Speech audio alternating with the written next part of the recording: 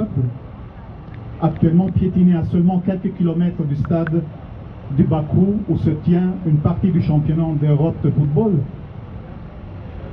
où a été érigé le fameux parc de la gloire, faisant l'éloge d'un nationalisme azéri exacerbé, et où les prisons azerbaïdjanaises détiennent encore aujourd'hui plus de 200 prisonniers de guerre arméniens, aussi bien civils que militaires.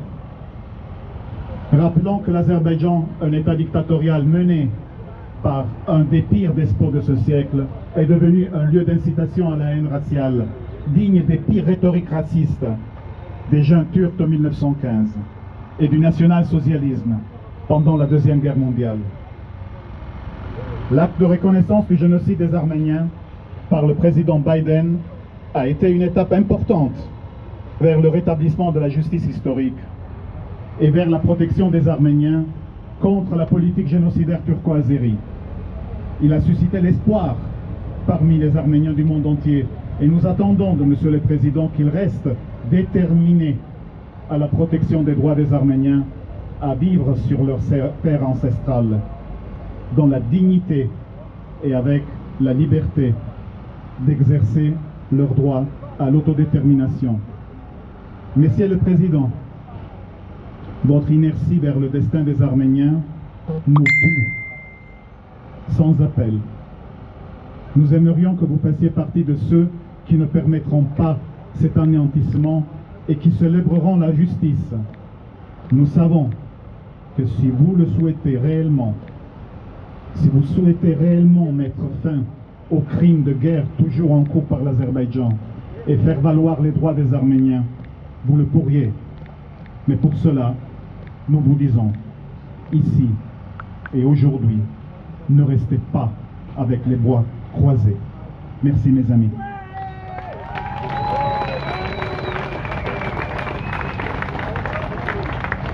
Alors, normalement, maintenant était prévu, je vais le dire mal, mon anglais est nul, Europe for Democracy in Russia. C'est les personnes qui ont organisé déjà un rassemblement hier soir pour la libération notamment du prisonnier politique Navalny. Il se trouve qu'entre hier et aujourd'hui, un certain nombre de ses camarades se sont fait suivre, ont eu des ennuis, non pas avec la police genevoise, vous pensez bien, mais avec des gens, on ne sait pas bien qui c'est.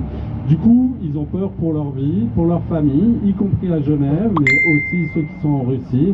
Du coup, ils s'excusent, ils sont de tout cœur avec nous, mais là, ils ont peur. Je suis désolé.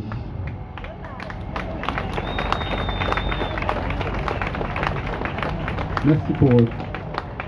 Est-ce que quelqu'un du bloco sud-américain serait par là? Alors, s'ils ne sont pas là pour l'instant, je réserve la parole et ils pourront venir parler tout à l'heure. Maintenant, on va voir... C'est vous qui... Non, c'est un camarade colombien.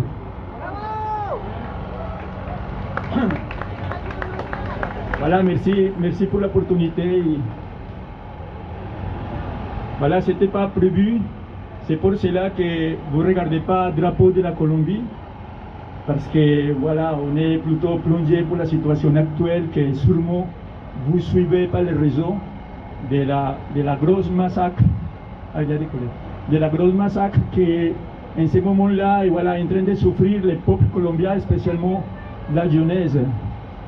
La Colombie, malheureusement, on est plein de richesses. Je pense que la même chose que les collègues de l'Arménie, des autres pays, on va dire.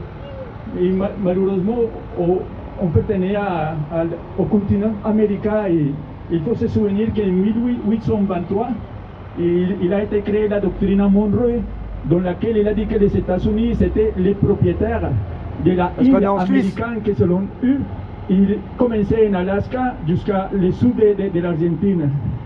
Et depuis là, on a subi des injustices, des exploitations, des génocides, des violations pour la part spécialement des Américains. En ce moment-là, la Colombie, elle est en grève générale, ça fait à peu près 50 jours, dans laquelle ils ont été tués, à peu près 80, spécialement jeunes colombiens, par la force de l'État, ça veut dire par l'État directement ils ont disparu en ce moment-là, plus de 1500 Colombiens. Voilà, ils ont été disparus par la force, la même chose de l'État. Il y a à peu près 80 aussi qui ont perdu leur you à cause de voilà, la même chose. Ça veut dire qu'en ce moment-là, c'était une grosse massacre dans laquelle il y a personne, spécialement les médias dominants, propriétaires de la Russie, des États-Unis, des autres pays riches de la planète, qui ne parlent pas. En ce moment-là, il faut dénoncer qu'en Colombie, il y a à peu près entre 40 et 50 bases militaires américaines. Bon, par contre, la majorité des gens ne sont pas masqués. Ils entournent la Venezuela bolivariana de Chavez. Et beaucoup de ces bases militaires, ils sont en train de surveiller l'exploitation des richesses de la Colombie. En Colombie, à part cela, 82 000 militaires de l'État colombien qui sont payés par l'impôt des peuples colombiens, ils sont en train de surveiller l'exploitation des multinationales, dont certains Suisses. Ça veut dire, c'est totalement contradictoire, voilà, c'est totalement contradictoire. Moi, je parle des États-Unis parce que moi, j'appartiens à ce côté-là de l'exploitation. Et malheureusement, la Colombie, en ce moment-là, c'est le pays plus marionnette des États-Unis. Tant est ainsi que les militaires colombiens, ils sont formés, ça fait 30 ans, et quelque chose qui s'appelle l'École des Amériques, que c'est une école militaire américaine. Et en ce moment-là, les Américains, ils profitent de la formation des Colombiens pour intervenir militairement dans des autres pays. En ce moment-là, en Paraguay, en ce moment-là, en Paraguay, par exemple, il y a déjà des formations par la part des Colombiens militaires aux Colombiens paraguayens. Et en ce moment-là, il y a des assassinats, il y a des morts à l'estyle colombien en Paraguay. Et ça va commencer à se reproduire en Amérique du Sud, spécialement dans les pays qui commencent à lever la voix fatigués d'une grosse injustice des siècles. Voilà, vous connaissez un petit peu la situation de Venezuela, les États-Unis, une grosse blocus depuis 20 ans, l'époque de Chavez, de Cuba, ça fait 60 ans, de Nicaragua, de la Bolivie, que la Bolivie, il s'est sorti un petit peu avec l'intelligence, avec la Malaisie indigène, voilà, Evo Morales, avec sa famille, il a réussi à se libérer des États-Unis. Voilà, c'est pour vous dire aux paysans, aux frères des autres points à niveau mondial que vous n'êtes pas seuls. Et moi, je suis super bien content parce qu'ici, plus de la moitié sont jeunes. Et je pense que l'espoir, il est toujours vivant. Et en ce moment-là, voilà, il parlait de Guinée, il parlait de la Suisse, que c'est un peu... Voilà. Mais voilà, pour finir, voilà, je vous dis que, voilà, merci, qu'on est tous un peu comme un marchand de la main et qu'il faut prendre position, il faut jouer un petit peu de manière existentielle mais l'existence, voilà, de nos petits frères ou des petits enfants qui vont venir. Parce que pour finir, les indigènes américains, ils disent que la terre, il nous appartient pas. La terre, elle a été prêtée par les petits enfants. Il faut la rendre en meilleur état que la situation actuelle. Voilà, mais voilà, avec l'exploitation, mais voilà, c'est ça que je voudrais dire. Et voilà, merci pour la solidarité à niveau mondial. Et avant les États-Unis, la Russie et les riches égoïstes de la planète. Merci. Et donc avec un peu de retard, le bloco. Merci.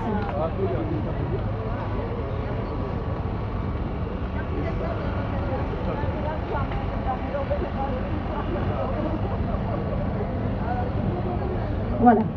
Merci Nicole. Ok. Alors bonjour à tous.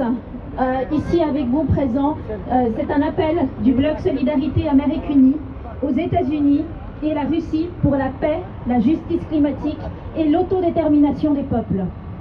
Dans le cadre du sommet entre Joe Biden et Vladimir Poutine, le 16 juin 2021 à Genève, siège des Nations Unies, nous appelons les deux grandes puissances mondiales à mettre en œuvre des politiques internationales pour le désarmement mondial et prendre des mesures pour protéger notre environnement. Nos vies comptent et la terre-mère est en danger. Les droits des peuples à disposer d'eux-mêmes est garanti dans la Charte des Nations Unies et votre rôle est de les respecter et les promouvoir. La démocratie est effective uniquement quand les droits humains et fondamentaux sont garantis. Vos manquements ont un impact mondial. Monsieur Joe Biden, Nous, Américains à Genève, du bloc Solidarité Amérique Unie, nous avons tous dans nos trajectoires personnelles et collectives subi la politique d'ingérence mortifère des États-Unis depuis les dictatures des années 70 jusqu'à ce jour. On est réprimé soit pour avoir choisi la voie socialiste, comme par exemple les peuples de Cuba, Venezuela et Nicaragua, soit pour avoir contesté les politiques libérales soutenues militairement par votre gouvernement au Brésil, Colombie, Chili et en Équateur. Le Pérou vient d'élire un président de gauche et nous nous opposerons à toute tentative de déstabilisation, comme en Bolivie qui s'est soldée par un coup d'État en 2019. Ça se passe à Genève. Les États-Unis ont une présence militaire planétaire. Et la politique impérialiste d'ingérence constitue plus que jamais une menace pour la souveraineté de nos peuples américains, mais aussi celle du monde. C'est pourquoi nous nous unissons aux peuples du Moyen-Orient qui subissent l'impérialisme pétrolier. Conscients de nos luttes historiques sociales et des enjeux actuels continentaux, nous nous allions aux peuples du monde pour contrer le capitalisme meurtrier qui est la source des guerres, de la misère et la faim dans le monde. Dans le cadre du respect des droits humains et internationaux, nous exigeons la levée immédiate de vos sanctions économiques dans le monde, ainsi que les dernières sanctions contre la Syrie, qui vient de subir 10 ans de guerre sanglante et destructrice. Le retrait des bases militaires et forces armées en Colombie, en Syrie et dans le monde, ainsi que la dissolution de l'OTAN. La libération des patentes, des vaccins et le développement d'une véritable coopération internationale pour permettre l'accès des vaccins à tous les pays. La liberté immédiate des prisonniers politiques, notamment Léonard Peltier, militant de la cause amérindienne, et Mumia Abu-Jamal, journaliste militant pour les droits afro-américains qui sont en prison depuis plus de 40 ans. De cesser de persécuter judiciairement Julian Assange, emprisonné en Angleterre, de respecter le droit à l'information et de protéger les lanceurs d'alerte comme Edward Snowden, réfugié en Russie, de cesser de former et financer des agents de déstabilisation comme Juan Guaido au Venezuela. Nous rappelons également à la Suisse, qui fait les bons offices pour les deux pays, de ne pas acheter des avions de combat aux États-Unis, qui est le premier exportateur d'armes et premier provocateur des conflits dans le monde. Lever les sanctions contre Cuba, Venezuela et Nicaragua, qui contredit votre neutralité. Comment justifier la neutralité si c'est pour appliquer automatiquement les décisions de l'Union européenne qui suit la politique étrangère des États-Unis? Fuera imperialismo capitalista yanqui que destruye el planeta.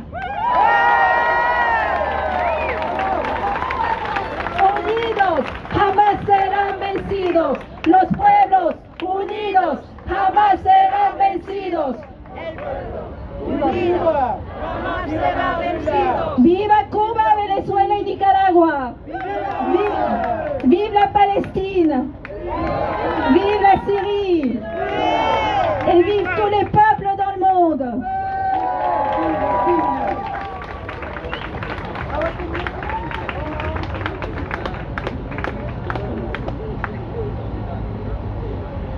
Merci beaucoup. Le camarade du Centre démocratique kurde de Genève va prendre la parole.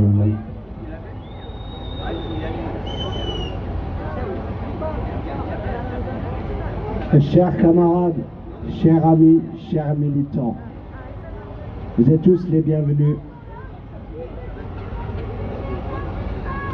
Le mouvement kurde, le peuple kurde, est fondamentalement anticapitaliste et fondamentalement anti-impérialiste. On n'est pas sans ignorer, vous n'êtes pas sans ignorer que la Turquie mène une guerre impitoyable contre les peuples de la région, aussi bien contre les Arabes, aussi bien contre les Turcs, aussi bien contre les Arméniens. Certes, on nous dit que c'est pour des raisons d'expansion ottomane, mais c'est faux. C'est un plan impérialiste, c'est un plan des pays de l'OTAN. La vérité, il faut la voir telle qu'elle est. La Turquie bombarde depuis 2015. Une dizaine de villes kurdes ont été détruites ainsi. Le Rojava a été envahi ainsi. Afrin a été envahi ainsi. Actuellement, le Kurdistan irakien est envahi ainsi. Avec les armes de l'OTAN, avec le soutien de l'OTAN, le soutien inconditionnel de l'OTAN, le soutien de l'Amérique. C'est faux de croire qu'il y a une contradiction fondamentale entre Poutine et Biden. C'est entièrement faux. C'est entièrement faux d'attendre de ces États qui vont résoudre des problèmes quelconques dans une partie quelconque du monde. C'est eux-mêmes qui créent ce chaos.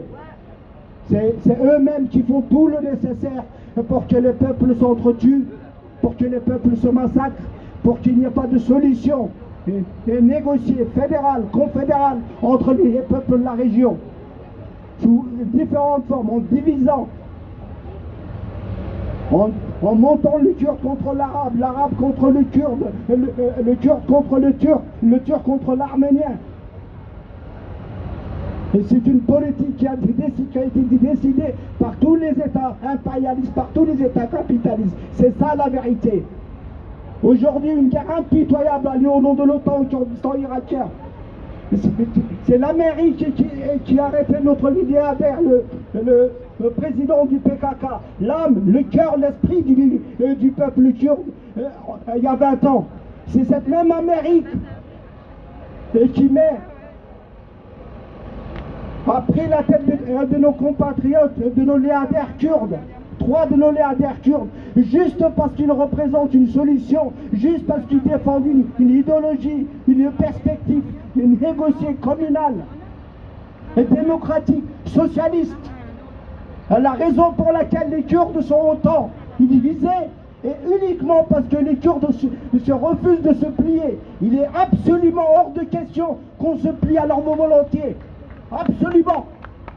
Il est absolument hors de question qu'on veuille opprimer la vie, qu'on veuille posséder la vie, qu'on veuille contrôler la vie. Pour préserver l'humilité de la vie, s'il faut sacrifier notre vie, on la sacrifiera. Par amour de la vie, on fera tout le nécessaire. Juste par amour de la vie. On n'en a rien à foutre lorsque c'est terminé. On est parfaitement capable de s'autogérer, on est parfaitement capable de s'autogouverner. Les peuples sont capables. On n'a pas besoin de gens supérieurs, de cow-boys. C'est mieux le son comme ça? On en est parfaitement capable. C'est le message que je voulais vous donner. Et je tenais à exprimer le cœur combattant et du PKK, des combattants du PKK. Ce qu'ils doivent endurer pour juste préserver cette humilité de la vie, juste pour être en harmonie avec cette humilité, par respect de la vie, de l'humilité de la vie. Il n'y a aucune autre motivation, ni dans ce monde, ni ailleurs. Merci.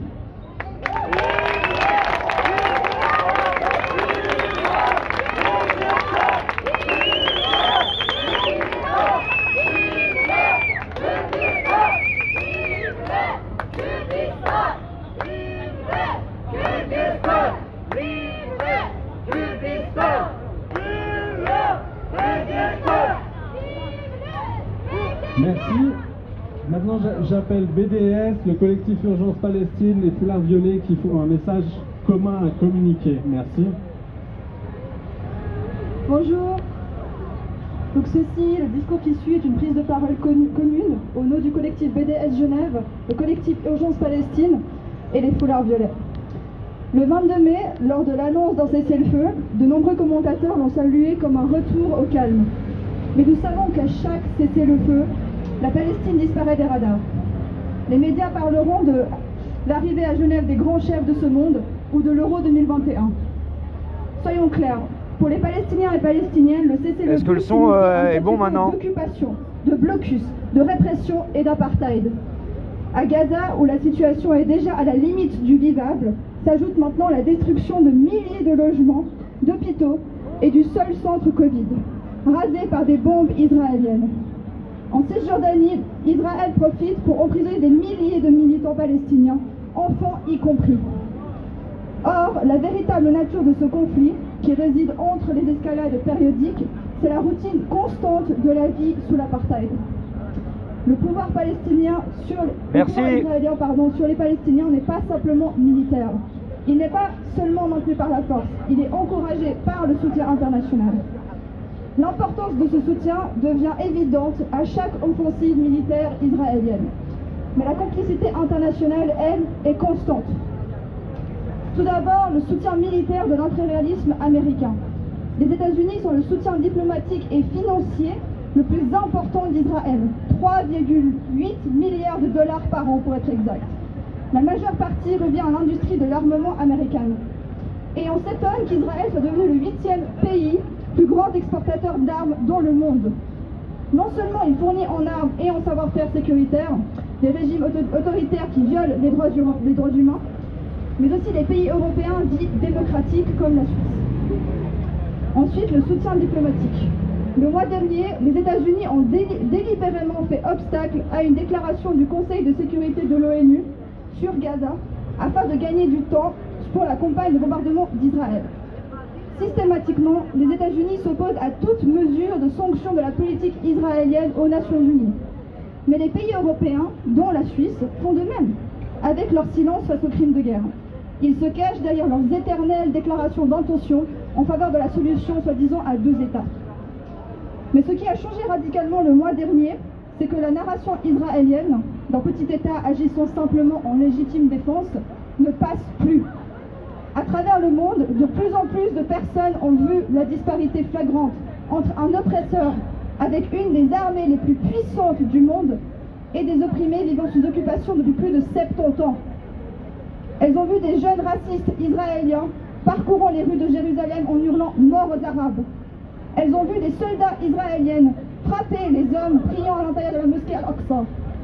Des manifestations organisées dans le monde entier et les déclarations de solidarité des syndicats, bonjour à vous tous, bonjour avec des journalistes, des sportifs, des artistes et des universitaires, et ceci particulièrement aux États-Unis, attestent du fait que de plus en plus de personnes comprennent que le statu quo est intenable, qu'Israël pratique une politique d'apartheid et que l'apartheid est insupportable.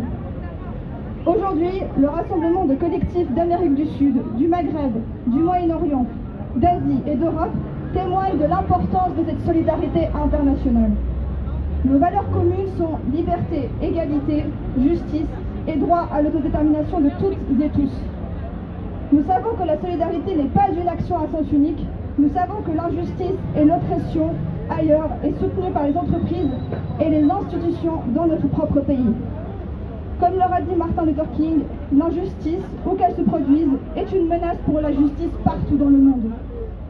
Nous sommes face à la même réalité globale, une réalité faite d'immenses inégalités économiques et sanitaires, de racisme structurel, de crise climatique. La Palestine fait partie de cette réalité. Mentionnons encore que quelques jours seulement après l'élection du nouveau Premier ministre israélien, Naftali Bennett, un raciste avéré, qui aura déclaré à la télévision en 2013 avoir tué beaucoup d'Arabes et n'avoir aucun problème avec ça, Israël a bombardé Khan Younis dans le sud de Gaza hier, violant ainsi le cessez-le-feu instauré. Lundi, ce même gouvernement a autorisé la marche des drapeaux, une marche raciste ultranationaliste qui commémore l'annexion israélienne illégale de la Cisjordanie en 1967. Durant cette marche, ont à nouveau pu être entendus des slogans racistes et génocidaires comme « Mort aux Arabes » ou « Une deuxième Nakba arrive ». Ces récents événements n'annoncent rien de bon pour la population palestinienne, rendant la solidarité internationale d'autant plus cruciale. Trouvons des alliances pour dénoncer la collaboration entre l'armée suisse et l'armée israélienne et exiger l'embargo militaire, en particulier envers la compagnie israélienne Elbit. Trouvons des moyens pour rendre visible notre refus de l'apartheid israélien en boycottant des entreprises qui tirent profit de l'occupation, comme Puma, AXA, HP, SodaStream et Meadrin. Faisons pression sur les institutions, fonds de pension, banques, pour qu'ils retirent leurs investissements dans les compagnies complices de l'occupation, de la colonisation et de l'apartheid israélien. Faisons pression sur des élus ici à Genève et à Berne pour que ce régime d'apartheid soit mis à banc et aboli. halte à la collaboration militaire avec Israël, halte à l'occupation et à l'apartheid. Merci.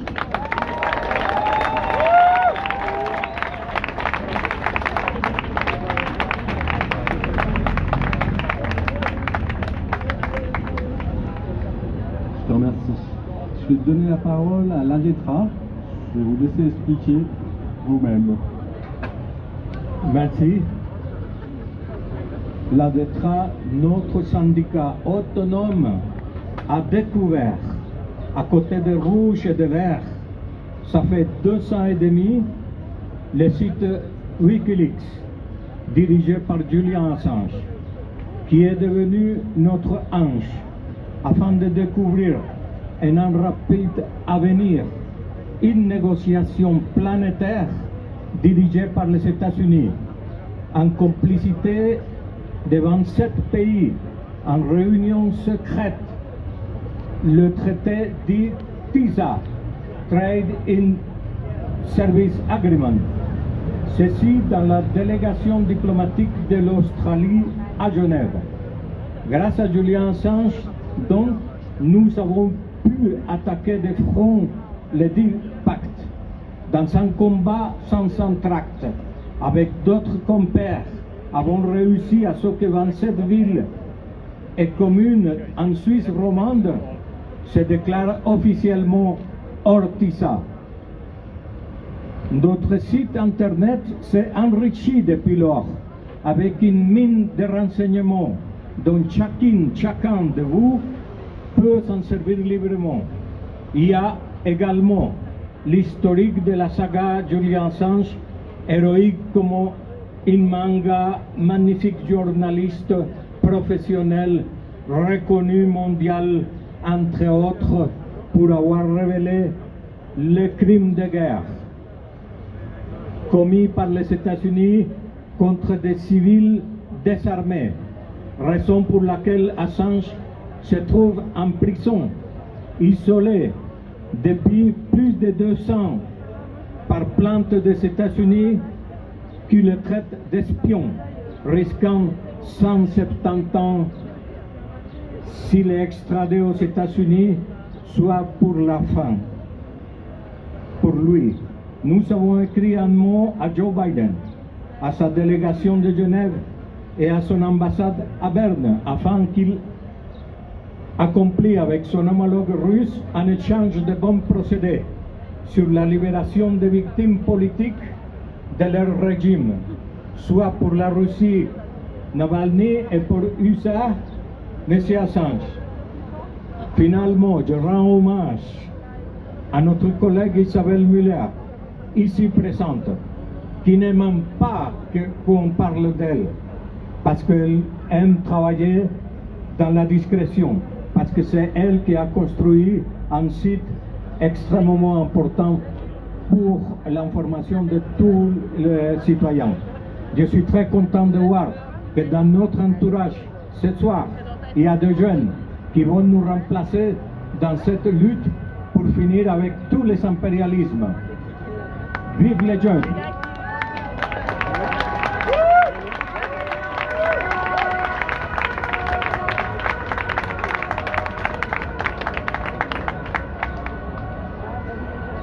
Bonsoir. Je vais parler au nom du collectif Outrage, un collectif antiraciste basé en Suisse romande. Nous sommes issus des migrations, des enfants d'immigrés, de réfugiés et d'exilés. Nous habitons ici par la faute des logiques de conquête et d'exploitation. Ce sont nos histoires et celles de nos familles. Nous sommes les enfants d'un monde qui s'est créé sur le vol des richesses de nos pays, de l'exploitation des corps de nos pères, de nos mères, de nos terres. Poutine et Biden sont ici aujourd'hui. Ces 2 dirigeants parmi les plus puissants du monde, parmi ceux qui interviennent le plus dans les autres pays, se retrouvent pour normaliser leurs relations. La paix qu'ils recherchent dans ce sommet ne sera jamais rien de plus qu'une paix de puissants. Une paix qui ne laissera jamais la place à nos émancipations. Une paix qui se fera sur nos silences et le sang des dominés. Nous ne croyons pas en leur paix, mais savons leurs intentions de conquête et de pouvoir. Et ce sommet a lieu ici, à Genève, la ville la plus neutre du monde. Une ville et un pays qui se vante et construit sa réputation comme celle d'une ville internationale. Une ville de consulat, d'institutions, une ville de puissance et de puissants. Et les autres, les étrangers pauvres, ceux qui ne sont pas venus en costume et en jet privé, la Suisse, elle nous accueille, mais bien souvent à bras fermés. On doit se battre pour s'installer, vivre ici, et en même temps, elle déroule le tapis rouge pour deux des plus grands voleurs de cette planète. On bloque notre ville et nos vies. On contrôle nos déplacements. On nous déploie l'armée dans la rue. On entoure de barbelés les parcs. Tout ça pour que les deux plus grands mecs blancs du monde viennent se serrer la main et signer une feuille qui causera demain l'exil de millions d'entre nous.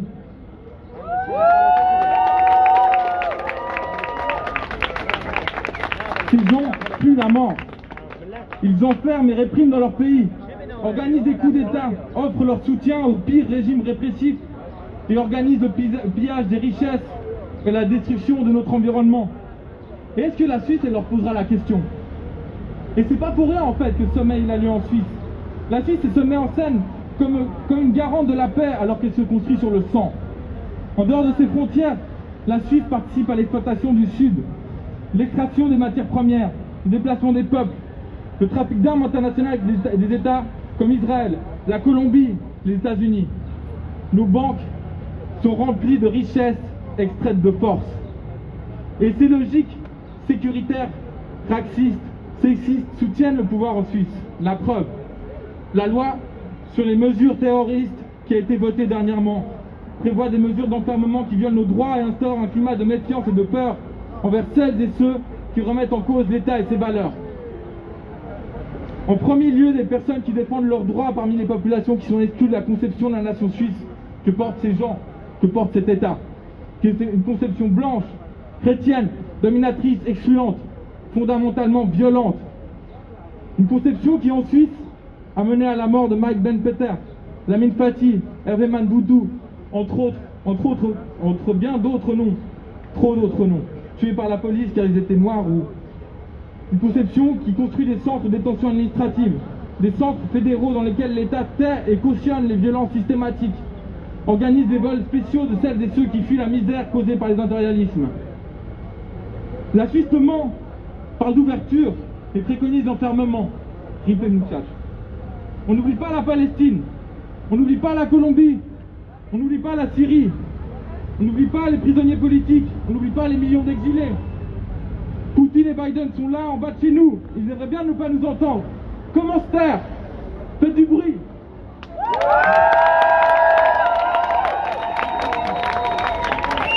On n'oublie pas l'Algérie aussi. Merci, Page. Le GSSA, Tobia.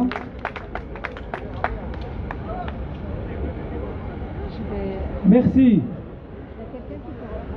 Je parle là pour le groupe Pour une Suisse sans armée. Il y a quelques faits qu'il est utile de rappeler aujourd'hui. C'est vrai, les États-Unis d'Amérique et la Russie, à elles seules, possèdent le 90% des arsenaux nucléaires dans le monde. Après, et ça c'est pour leur politique de puissance, on peut dire, entre les grandes puissances. L'autre fait à rappeler ici, c'est les dépenses militaires. Les dépenses militaires, c'est-à-dire les dépenses pour payer les bases militaires dans le monde, pour payer les porte-avions, les avions, les armes, tout ce que implique la présence militaire des grandes puissances.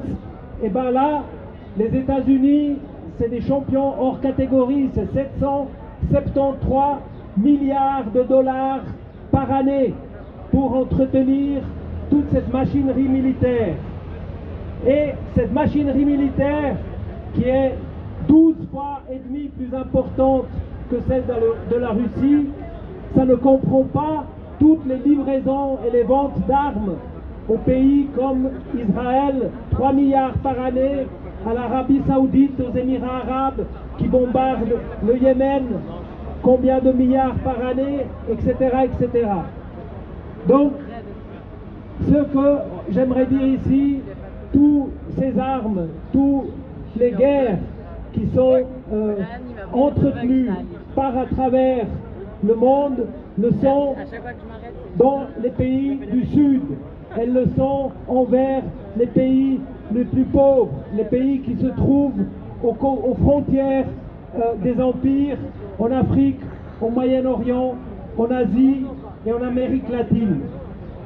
La Suisse, il ne faut vraiment pas oublier, la Suisse, elle est petite certes, mais elle a une longue tradition de participer à ces guerres, malgré le fait que c'est le siège de l'ONU, de la Croix-Rouge et des bons offices. Aujourd'hui, j'ai même entendu la Suisse neutre et qui veut la paix. Les armes suisses tuent dans le monde entier.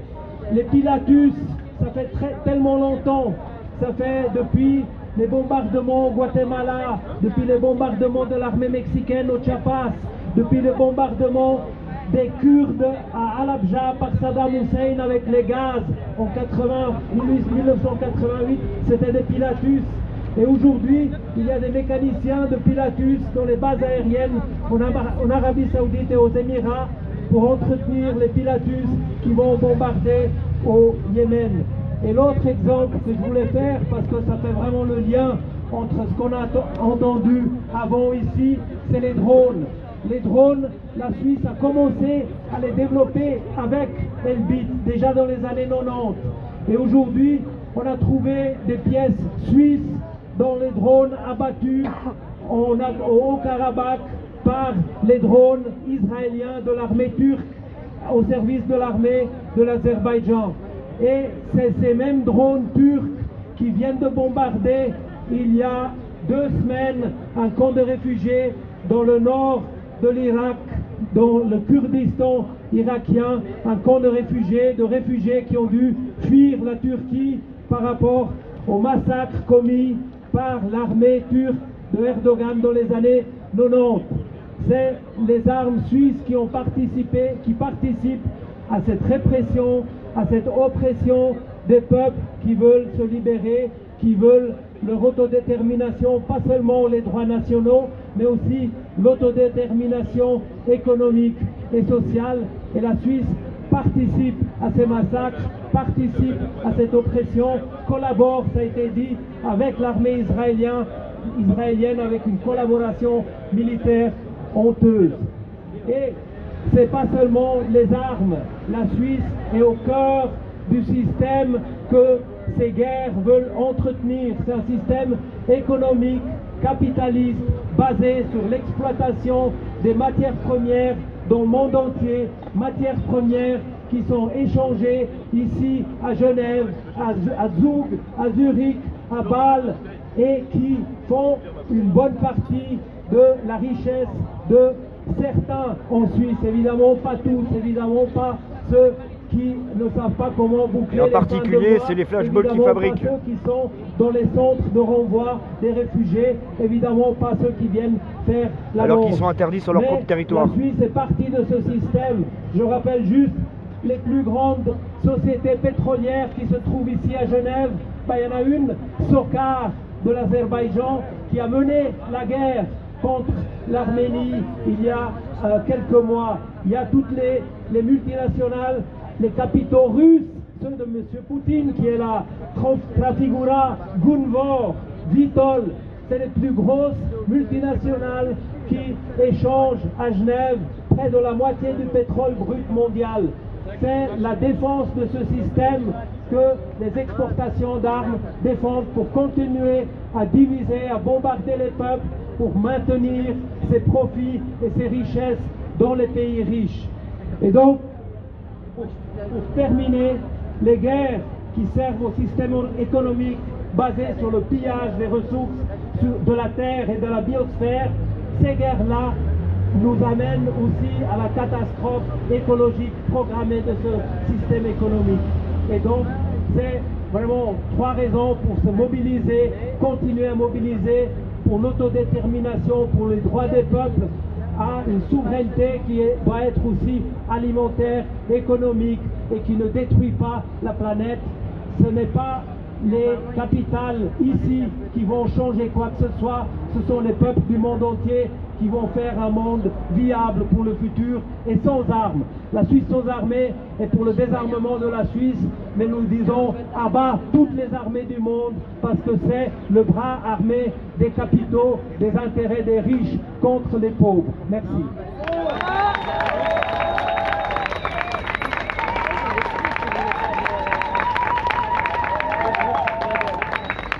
Alors, le prochain collectif qui va parler, contrairement au Conseil d'État, ce collectif nous permet de nous exprimer ce soir. Merci à Malagnou.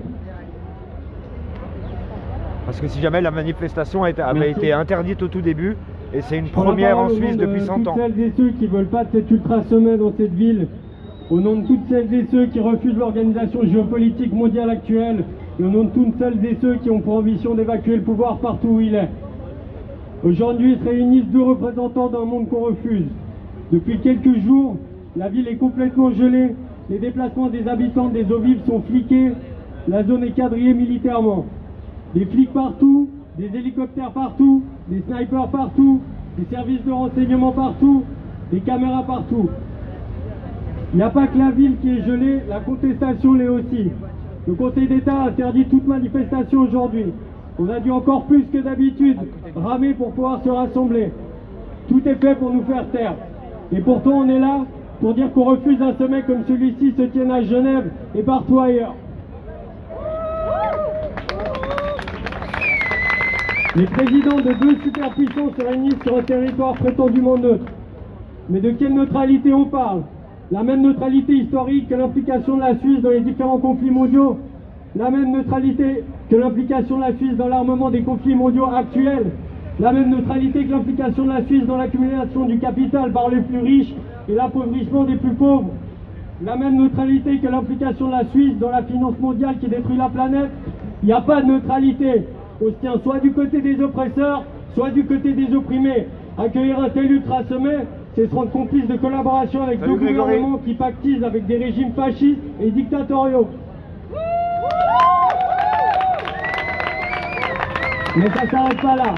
En accueillant ce sommet, la Suisse ajoute une ligne à son CV un peu reluisant. Genève a déjà accueilli les pires ordures. Souvenons-nous de la venue d'Erdogan en 2017. Et maintenant c'est Biden et Poutine. Au cas où c'était pas clair, on veut pas de vous d'ici, ni ici ni ailleurs.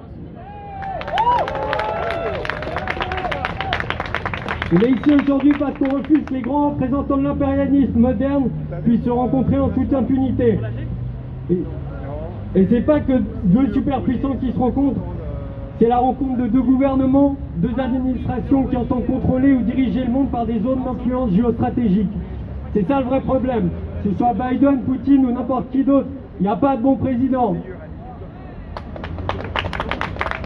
Alors à Biden et à Poutine et à tous ceux qui leur ont permis de venir, si vous nous entendez depuis vos limousines blindées ou vos bureaux d'ultra-puissants lustrés, on vous voit traiter avec les pires brigands de la planète, on vous voit militariser le monde, on vous voit financer et armer des gouvernements contre des peuples en lutte.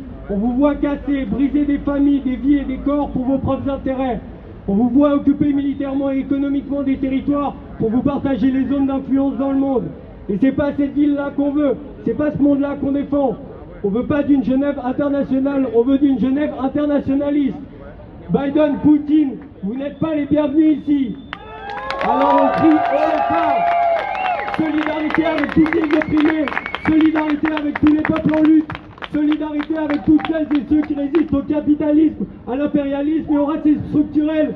Solidarité avec toutes celles et ceux qui sont contraints de fuir les zones que ces ordures ravagent. Refugees welcome, presidents go home.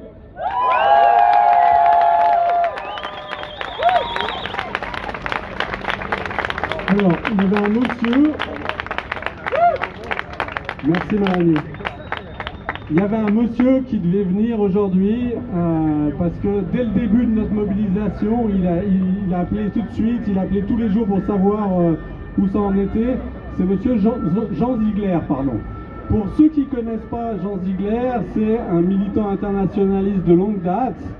Pour la petite histoire, il a rencontré le Che à l'hôtel intercontinental où est aujourd'hui le président Biden, pour s'engager dans la lutte en Amérique du Sud avec lui, et le Che lui a répondu Vous êtes dans le cerveau du monstre, restez, c'est ici que vous devez militer. Du coup, il m'a envoyé un texte pour que je vous le lise. Mesdames, Messieurs, chers camarades, nous sommes 7,8 milliards d'êtres humains sur Terre. Nous vivons sous un ordre cannibale du monde. De cet ordre, les deux présidents qui se réunissent cet après-midi à la Villa Lagrange en sont les responsables. Aujourd'hui encore, comme chaque jour, 17 000 enfants en dessous de 10 ans sont morts de faim ou des suites immédiates du manque de nutrition. 1 milliard d'êtres humains sont gravement et en permanence sous-alimentés. Pendant ce temps, les grandes puissances, notamment les États-Unis et la Russie, augmentent massivement leur production d'armement. L'année dernière, la production et le commerce d'armes de guerre a dépassé les 1645 milliards de dollars, ce qui signifie une augmentation de 62% depuis 2015. Dans la production, le commerce et la diffusion des armes de mort, les États-Unis sont largement en tête, suivis par la Chine et la Russie. À n'importe quel moment, la planète peut sauter. Les États-Unis détiennent 12 000 ogives nucléaires, dont la plupart sont 100 fois plus puissantes que la bombe d'Hiroshima. La Russie en détient pour sa part 11 000. D'horribles guerres ravagent l'humanité. Les principales sont menées par des laquais, des mercenaires, des régimes alliés aux États-Unis et à la Russie. La Syrie, depuis 2011, plus de 700 000 enfants, hommes et femmes syriens sont morts, une majorité sous les bombes à fragmentation de l'aviation russe. Poutine massacre la population syrienne pour une seule raison, soutenir un tyran sanguinaire contre son peuple insurgé, afin de sauver la base navale en Méditerranée de Al-Aqtaqieh. Au Yémen, l'Arabie Saoudite armée et financée par les États-Unis écrase le peuple. Depuis 2016, 2 millions de Yéménites sont morts suite aux bombardements, à la faim et au choléra. Il faut arrêter immédiatement ces guerres, nommer les responsables et les forcer d'arrêter leur boucherie. Les Nations Unies, sont fondées en 1945. Leur quartier général européen est à Genève. La Déclaration universelle des droits de l'homme date de 1948. Sans le respect intégral de la Charte de l'ONU et de la Déclaration universelle des droits de l'homme, il n'y a pas de civilisation possible sur la Terre. Le gouvernement de l'ONU et le Conseil de sécurité, or les USA et la Russie qui disposent du droit de veto paralysent en permanence le Conseil de sécurité et donc toute action de l'ONU. En Syrie, par exemple, il n'y a aucun casque bleu, aucun corridor humanitaire. Depuis 2011, la Russie a opposé son veto 9 fois, paralysant toute intervention de l'ONU en Syrie. Pendant les 11 premiers mois de mai 2021, les bombardements de terreur de l'aviation et de l'artillerie israélienne sur le ghetto de Gaza ont fait des centaines de morts et plus de 2200 blessés graves, amputés, paralysés, brûlés, aveugles. Le troisième jour, le Conseil de sécurité a tenté d'imposer un armistice. Veto américain, les États-Unis ont saboté 3 autres demandes d'armistice jusqu'au 11 mai, ce qui a permis à Israël de tester ses nouvelles armes sur la population palestinienne pendant 11 jours. Je souffle. Kofi Annan a quitté le secrétariat général des Nations Unies en 2006. Dans son testament politique, il a proposé une réforme urgente du Conseil de sécurité. Selon cette réforme, aucun veto ne serait désormais possible quand il y a un crime de guerre et crime contre l'humanité. Les États-Unis et la Russie refusent obstinément la réforme proposée et continuent de paralyser l'ONU. Nous sommes ici sur cette place pour faire entendre la voix des hommes sans voix.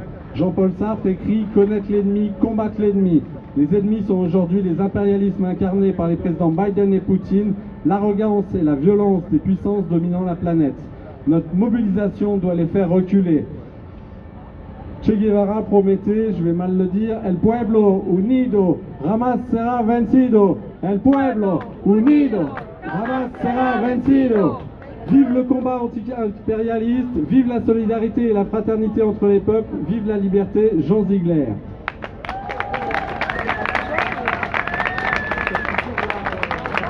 Et on continue les prises de parole avec Lydia Schneider du Parti Socialiste Genevois. Merci. N'hésitez pas à partager, à liker. Merci. Après ce qui vient de se dire jusqu'à maintenant, que dire quand on habite Genève, une ville telle que vous la connaissez? Et pourtant, le Parti Socialiste, contrairement à beaucoup de ce qui a été dit, trouve que Genève doit remplir son rôle d'hôte, soit pour permettre à des présidents, en l'occurrence de deux puissances, d'essayer de faire autrement, trouver des voies plutôt diplomatiques que guerrières, déjà entre eux et peut-être ailleurs.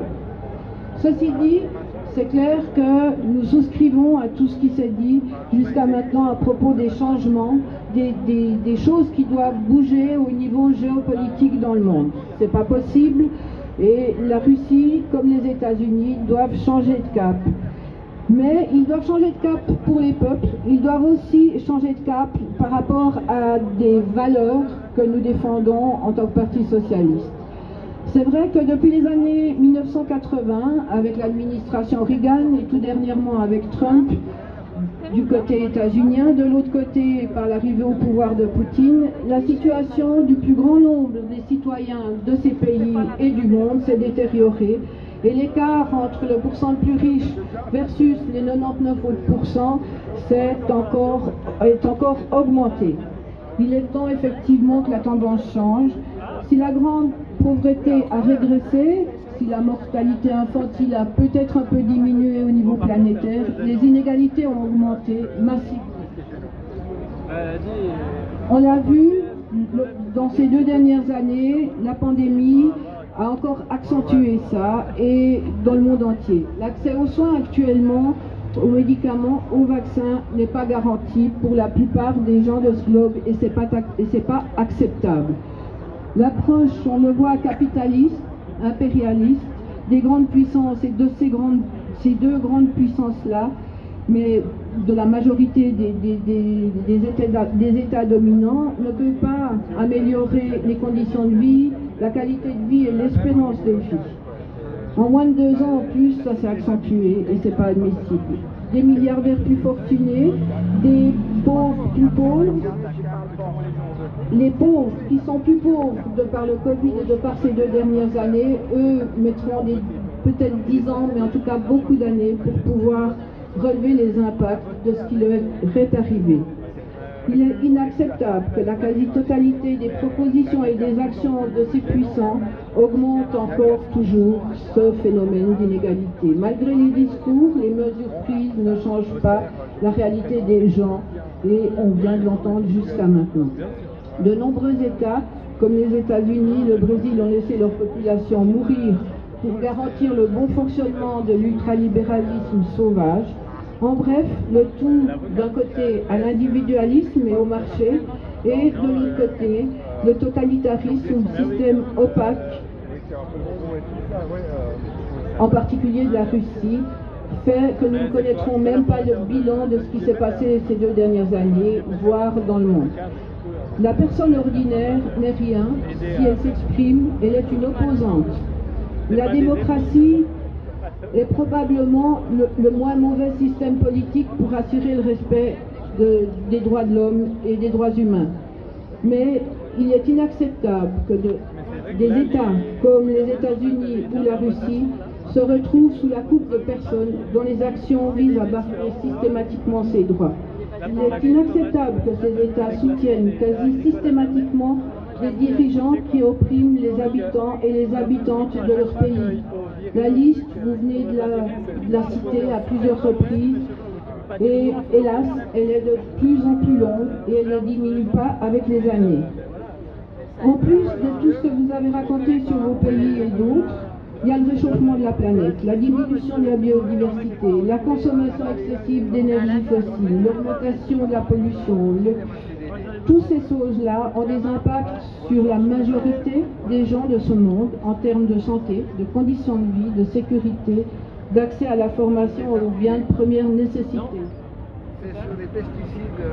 C'est clair que la meilleure protection contre des risques toujours plus nombreux passe par un développement social et économique plus équitable, des mesures préventives et indispensables comme la promotion de la paix, le renforcement des droits fondamentaux, la protection du climat, l'abandon de technologies dangereuses, le désarmement et les lois plus strictes à l'égard des armes.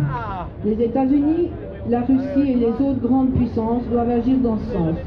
Les forces progressistes de tous les pays doivent être unies pour essayer de trouver un meilleur endroit de changer les cours de l'histoire et permettre que les humains vivent mieux pour tous et toutes sur la planète. Construire plutôt que détruire, la paix, la justice ne peuvent être obtenues malheureusement actuellement qu'à l'échelle mondiale. Cependant, figurant parmi les pays qui profitent le plus de la globalisation, la Suisse comme il a aussi été dit à plusieurs reprises, doit assumer sa responsabilité sur le plan international et contribuer à l'édification d'un monde plus juste et en paix. Mais là, mesdames et messieurs, vous qui êtes à Genève, nous avons encore pas mal de pain sur la planche, ici, pour que les lignes bougent dans ce propre pays qu'est la Suisse et Genève. Merci. C'est bon comme ça, c'est mieux? Je suis désolé, il reste encore 5 prises de parole. Je vois qu'il y a quand même du monde qui commence à partir. Si jamais je me présenterai après les prises de parole. D'accélérer un petit peu, mais c'est important qu'il y ait la place, c'est ce qu'on voulait pour que tout le monde puisse parler. Notamment les camarades algériens qui finiront. Merci. Je passe la parole à Juan Tortosa pour le mouvement Solidarité. Merci beaucoup d'être là, merci beaucoup pour votre patience. Voilà, Juan Tortosa de Solidarité. Je vous promets, je vais être très court. D'accord? Bonjour la Genève internationaliste et solidaire. Bonjour camarades d'autres régions, d'autres pays et d'autres organisations. Bonjour les peuples en lutte contre tous les impérialismes, soit celui des États-Unis, la Russie, la France, la Chine ou d'autres apprentis des dominateurs. Dans beaucoup de manifestations, nous scandons police partout, justice nulle part. Aujourd'hui à Genève, si jamais n'hésitez pas à me dire. Police partout, justice nulle part. Cette phrase est plus d'actualité que jamais à Genève. Moi je suis là pour nous vous. Nous avons une ville militarisée dans laquelle la liberté de manifestation est mise en parenthèse pour que les grands de ce monde puissent se réunir dans toute en tranquillité et continuer à se partager et détruire la planète en toute impunité. Nous dénonçons l'attitude totalement soumise du gouvernement fédéral et l'attitude antidémocratique du gouvernement à majorité des partis socialistes des Verts genevois qui nous a interdit de nous manifester. Ouh! Aïe aïe aïe!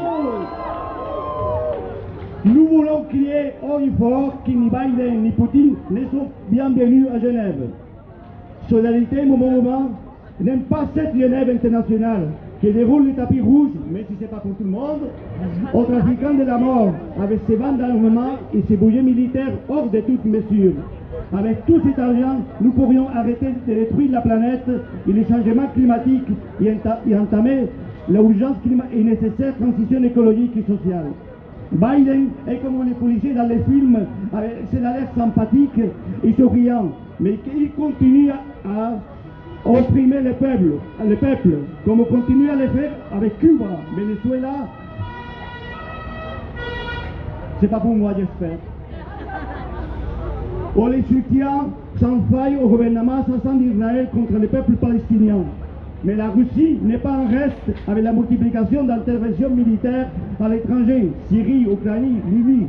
Ces deux États, avec les politiques qui ont participé, y participent, que des millions de personnes doivent fuir de leurs maisons et qu'elles soient menacées par des guerres et des violences.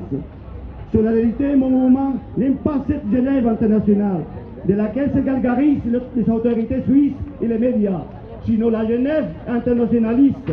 Cette Genève qui hier était solidaire avec les fouillards de la commune ou avec des révolutionnaires comme Rose à Luxembourg. Je continue ou pas? Alors là, si jamais il y a la police qui vient d'arriver. Ok, et voilà, regardez. Comme Rose à Luxembourg, Olenin qui aujourd'hui est solidaire avec les peuples en lutte, comme les peuples cubains qui luttent. Si jamais il y en a, ils sont partis déjà à essayer de voir le mouvement et essayer de stopper la progression là-bas. Les immigrés latino-américains et les États-Unis, avec l'opposition démocratique en Syrie et le peuple palestinien. Nous sommes la Genève internationaliste qui veut accueillir fin août les mouvements zapatistes. Fin août, on va recevoir une délégation des mouvements zapatistes et c'est très important d'y être présent. Nous sommes celles et ceux qui disent non aux puissances impérialistes. Nous sommes celles et ceux qui soutiennent la résistance populaire. Seule la lutte et la solidarité internationale est le chemin pour un monde plus solidaire et juste. Aujourd'hui, au demain, Biden et Poutine partiront, mais le combat continue. Merci d'être avec nous. La lutte des peuples continue. El pueblo unido jamás será vencido. El pueblo unido jamás será vencido. Et maintenant, je ne sais pas qui va continuer. Merci pour votre patience.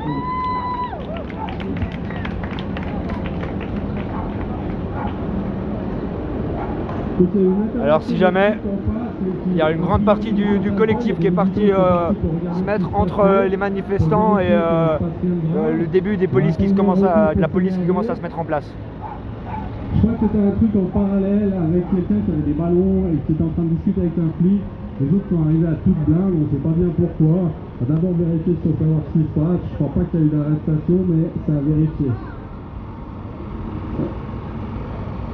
Le député d'Ensemble à gauche, Jean Burgermaster, était conquérir de ce qui se passait. Il va nous dire ça tout de suite parce que c'est à lui de parler.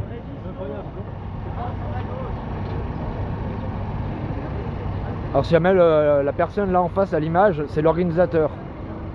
Et pour ceux qui viennent d'arriver, tout ça, alors on est à Genève, à la plaine de Plainpalais. C'est la première fois en 100 ans qu'une manifestation a été interdite. De la police à côté, mais ils ont laissé repartir les personnes, il n'y a pas eu d'arrestation apparemment. Et il n'y a pas de souci à ce que je sache, de ce que j'ai pu voir. Et j'ai demandé à l'ingé son qui baisse les aigus pour que ce soit un peu plus audible. Tout le monde commence à en avoir marre. Ah, je te remercie. Pour Ensemble à gauche, parce que les autorités suisses et les autorités genevoises nous vantent pas de quoi, Manon. De la diplomatie qui accueille Biden et Poutine, comme si cela permettrait de régler les conflits à travers le monde. Mais les peuples du monde entier n'ont rien à gagner d'une discussion entre des personnes qui exportent en permanence les armes, la guerre, les coups d'État et les soutiens au régime totalitaire. La Russie et les États-Unis, ou plutôt les États-Unis et la Russie, sont les premiers exportateurs d'armes mondiaux. D'ailleurs, Joe Biden, profitant de sa venue en Suisse, a glissé un petit mot au Conseil fédéral pour lui vanter les mérites des avions de combat américains. Nous n'avons rien à gagner de marchands d'armes. Ce n'est pas en mettant les marchands d'armes autour d'une table que nous ferons la paix. La Russie et les États-Unis sont aussi le premier arsenal nucléaire au monde et font planer ainsi une mondiale permanente, non seulement sur l'ensemble de l'humanité, mais sur la grande majorité de la vie sur Terre. Et la Suisse, dans tout ça, quel rôle joue-t-elle?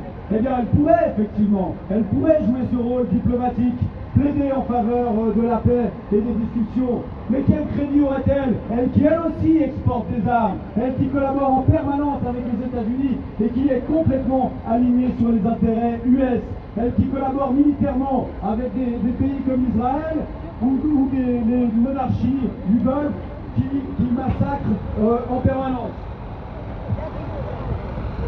La Suisse reste en permanence silencieuse d'ailleurs devant les exactions commises aussi bien par Israël que par la Colombie, et la neutralité est souvent un drap qui permet de cacher sa lâcheté et son manque d'engagement en faveur des droits humains les plus élémentaires. Et puis surtout, il faut le dire, malgré l'opposition régulière que l'on constate entre la Russie et les États-Unis, ce sommet montre qu'ils sont capables de se mettre d'accord sur les gros enjeux, c'est-à-dire sur leurs intérêts propres. Aussi bien les États-Unis que la Russie ont un intérêt commun, celui de défaire les révoltes populaires, à l'image des soulèvements en Afrique du Nord et au Moyen-Orient, ainsi qu'au Kurdistan.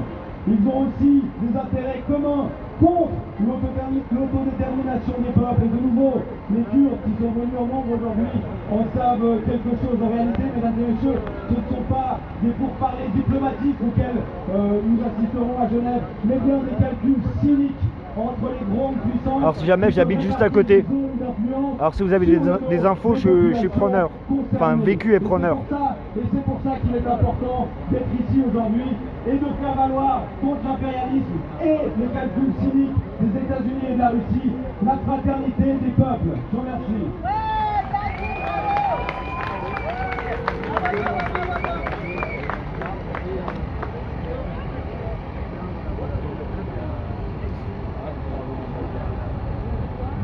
Je parle au nom de la Fondation Louise à Genève, le groupe d'action de Genève.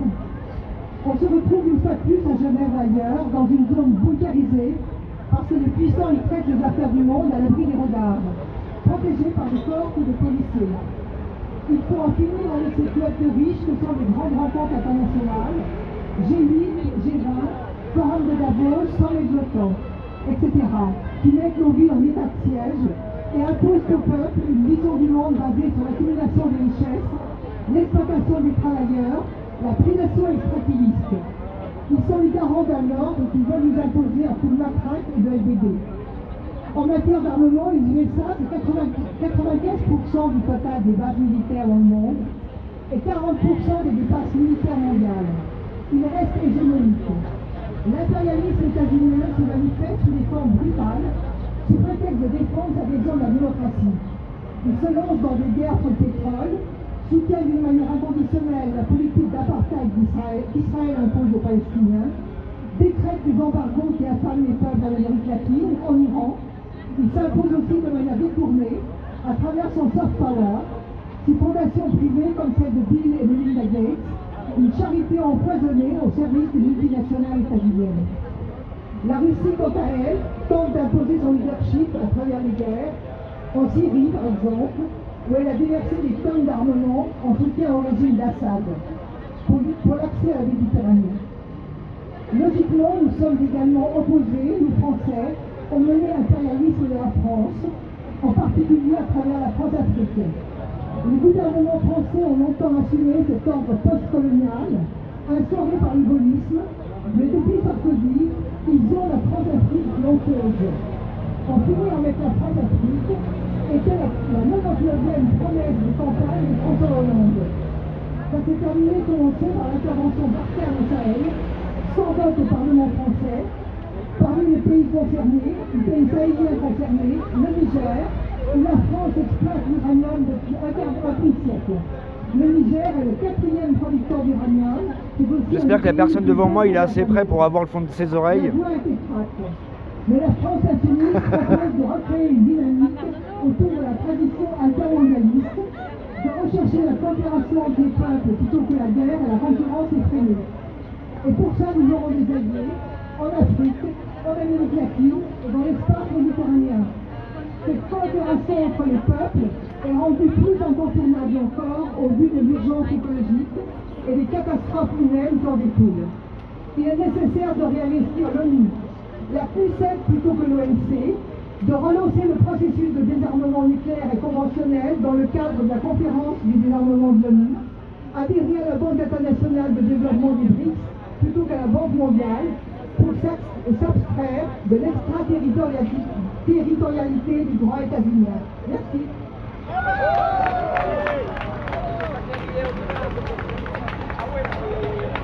Merci. Je vais demander une dernière intervention des camarades algériens. J'espère que j'oublie personne. Ce qui se passe en Algérie en ce moment. Merci bien. Bonjour, voilà, je suis du collectif du Harab de Genève. Je vais vous expliquer un peu la situation, comment se déroule en Algérie. Tout d'abord, il faudrait rappeler que le 22 février 2019, le peuple algérien, il est sorti manifester par millions, je dis bien par millions. Alger, c'est à 1 heure de vol d'oiseau de Genève, c'est tout près. Alors, par millions, ils sont sortis pacifiquement, sans casser, sans faire aucun problème, juste de demander le départ de ce pouvoir qui a une façade civile, mais en fait c'est des militaires. Les civils, c'est, je sais pas s'ils veulent le déstabiliser, des marionnettes à la solde des militaires. Le peuple algérien veut aller vers une transition politique, démocratique, pour obtenir un État, une véritable démocratie. Ils ne veulent pas une démocratie de façade comme elle existe à l'heure actuelle. Alors le peuple algérien a boycotté, il boycotte toutes les élections pour une raison toute simple. Les élections sont un outil dans la démocratie, mais ce n'est qu'un outil. La liberté d'expression, une justice indépendante, l'alternance du pouvoir, tous ces éléments-là, ce pouvoir, c'est un pouvoir autoritaire qui les carrément méprise. Dernièrement, il y a eu des élections législatives. Ces élections législatives ont été carrément boycottées par le peuple, mais le pouvoir pratique les élections, il bourre les urnes par millions, de sorte pour augmenter le pourcentage de participation. Le fait le plus important, c'est de voir que le président, entre guillemets, élu par les militaires et placé par les militaires, a déclaré que le taux de participation des élections n'est pas important. Ce qui est important, c'est juste les personnes qui sortent des urnes pour faire passer dans la chambre basse les lois que les militaires veulent passer. Parmi les lois, ils veulent que l'armée algérienne se déplace dans le Sahel pour combattre, entre guillemets, le terrorisme. Mais quel terrorisme? En fait, Areva, dans la France, représente les intérêts. La France, elle a mis des militaires au Mali pour protéger ses intérêts. Parce qu'il y a beaucoup de gens qui disent mais c'est des pays pauvres, mais ils ont quoi? Qu'est-ce que les Français font là-bas? Mais il y a de l'uranium, il y a de l'or, il y a des richesses. Vous prenez un pays comme l'Algérie, qui est un pays riche, mais le peuple est terriblement pauvre. De rien. Merci. Les jeunes n'arrivent même pas à trouver du travail. Et ça, c'est malheureusement, vous ne pouvez pas. Il existe à l'heure actuelle un blackout total médiatique. Vous ne trouverez pas une seule personne des pouvoirs exécutifs qui condamne les actions de ce pouvoir qui réprime à outrance. Par milliers, ils sont arrêtés. Il est impossible de s'exprimer. Les journalistes sont arrêtés. Les avocats, ils vont plaider pour défendre des activistes. Ils se retrouvent en prison. Les politiciens, c'est idem, la même chose. Et c'est même pas, ils sont même pas arrêtés par la police, mais ils sont arrêtés par les services de sécurité, ce qu'on appelle les services secrets, communément. Alors ces personnes-là, ils sont arrêtés, ils sont menacés, on les intimide pour qu'ils ne s'expriment pas. La liberté d'expression n'existe pas. Alors qu'ils parlent de démocratie, de nouvelle Algérie, mais en fait la nouvelle Algérie, elle est pire que l'ancienne Algérie. Mais elle est faite avec des anciens, avec les mêmes méthodes, les mêmes pratiques, les mêmes réflexes. Et ça, malheureusement, le peuple algérien ne veut pas. Ça fait 2 ans que le peuple algérien sort pacifiquement pour manifester et dire sa désapprobation, parce qu'il est méprisé. En fait, si vous regardez dans l'histoire, l'Algérie, quand elle a acquis l'indépendance durant la guerre d'Algérie de 54 à 62, la majorité des pays africains ont eu leur indépendance. L'Algérie a été toujours la porte d'entrée de l'Afrique du Nord, et donc c'est un pays qui va donner l'exemple à beaucoup de pays africains pour pouvoir récupérer leur souveraineté. Le peuple algérien ne demande pas beaucoup, il demande juste d'être respecté en tant que peuple. Il demande la liberté, il demande à s'exprimer, il demande à choisir ses responsables. Il y a une personnalité qui a dit un jour, il suffit que le bien ne bouge pas pour que le mal triomphe. Alors faisons que le bien bouge pour que le peuple algérien ou tous les autres peuples qui réclament leur liberté, qui réclament le droit de choisir leurs responsables. C'est ça que le peuple algérien demande. Alors il continue. Actuellement, vous prenez le président Biden, il parle de démocratie. Le comble, c'est que il parle de démocratie, mais quand ses amis sont des dictatures, il les protège, il oublie la démocratie. Vous prenez par exemple le peuple, le Conseil fédéral, il s'est déplacé au mois de novembre, il a dit, interpellé sur les droits de l'homme et le manque de respect des droits de l'homme en Algérie, il a dit que en fait il parle de ça en privé, il ne parle pas en public des droits de l'homme. Alors, quand il parle en tant que personne, nous on n'a pas la possibilité de vérifier qu'il a soulevé la question des droits de l'homme.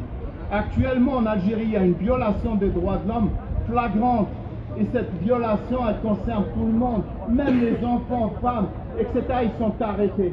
Alors voilà, aujourd'hui, on a essayé de vous expliquer très brièvement, je ne vais pas m'attarder, sur la question algérienne, pour que les peuples sachent que si l'Algérie demain deviendra démocratique, ce sera une autre voie en face.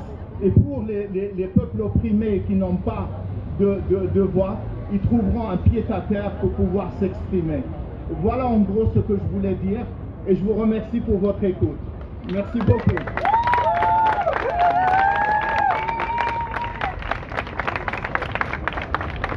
Merci beaucoup à tout le monde pour avoir participé à ce rassemblement qui nous a été imposé. On n'aurait pas souhaité, on aurait préféré manifester en ville. Je crois qu'on va se retrouver très vite sur des prochaines luttes. Tu voulais parler? Oui. Alors je te laisse faire une annonce. Excusez-moi, c'était juste vous faire une invitation. Je fais partie de Por Bolivia Me Muevo, qui est un collectif qui fait partie du bloc Solidarité Amérique Unie, qui ont fait le discours tout à l'heure. On voulait vous inviter pour le 9 août à la marche de la Wipala Pride. Donc la Wipala, c'est le drapeau des peuples andins d'Amérique. Et on a fait cette marche l'année passée suite au coup d'État qui avait brûlé ce drapeau indigène, alors que c'est un drapeau officiel de l'État plurinational bolivien. Donc vous êtes chaleureusement tous invités à cette marche. Merci beaucoup. Los pueblos unidos jamás serán vencidos. Muchas gracias. Merci. Moi je suis un peu à la fois très content de tout le monde qui est venu, tout le monde qui s'est écouté. Franchement mais en même temps je suis assez dégoûté de ce qui s'est passé avec cette histoire de manifestation. On va en rester là pour ce soir. Le comité unitaire, si vous n'êtes pas dans les contacts, je veux bien que vous veniez m'amener vos mails. On fera une réunion de bilan et puis peut-être une réunion d'organisation d'autres choses très vite pour voir comment on maintient cette unité et sur quel combat.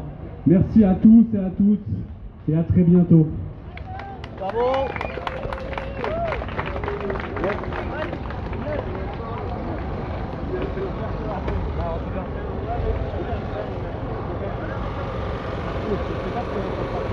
Alors désolé sur le bruit du moteur, là je vais juste essayer de choper l'organisateur. Je lui avais demandé si je pouvais lui poser 2-3 questions. Juste tolérant un petit moment s'il vous plaît.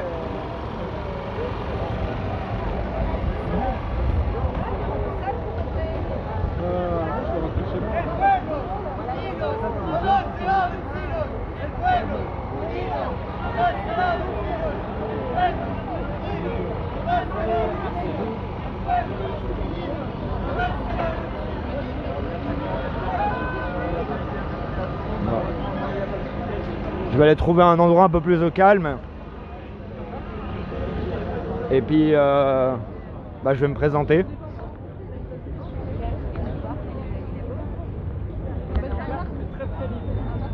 Alors voilà, bonjour à tous. C'est Loli. Voilà, j'habite juste à côté de la Suisse, en Suisse. Je suis français d'origine. Et j'ai suivi un peu tout. Et là j'ai décidé de rejoindre Vécu pour essayer de couvrir le plus possible de manifestations sur la plus grande surface géographique.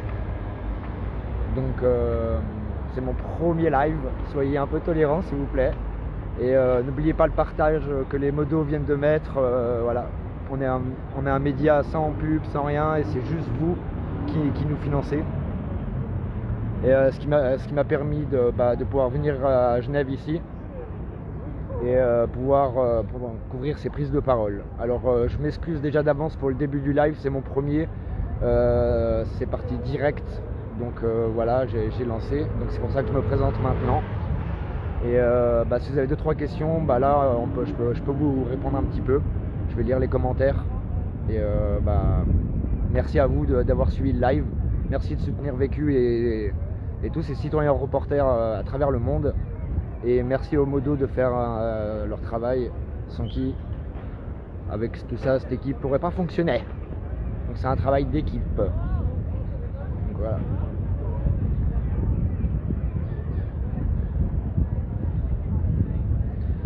Alors, merci Grégory. Alors si jamais, la petite particularité pour ceux qui rejoignent que maintenant, c'est la première fois qu'en Suisse, en 100 ans, une manifestation, même comme celle-ci, a été strictement interdite.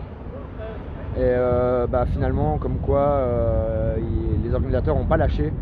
Et ils ont dit de se rassembler ici. La police est venue, ils sont arrangés et ils ont laissé la manifestation. Après, j'ai passé la journée sur Genève. J'ai fait plein de vidéos et tout ça.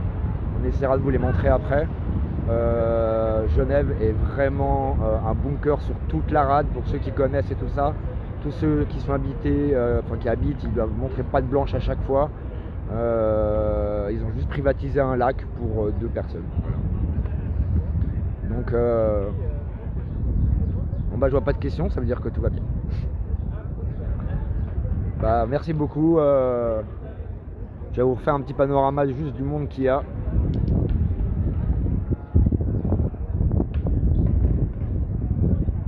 Voilà.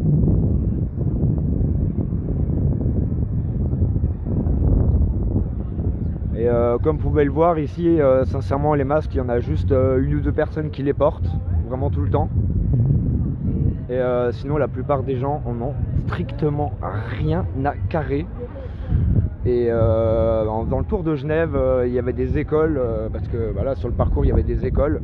Et dans les écoles en Suisse, en tout cas enfantines et moyennes, les enfants n'ont pas de masque. Et les pètes et des distanciations sociales, j'ai pas filmé parce que c'est des enfants. Mais je tenais à le dire quand même. Et puis bah merci à tous et à bientôt pour... Et bah merci à tous et à bientôt pour un prochain live avec Vécu, toujours là. Merci à tous, au revoir, bye bye.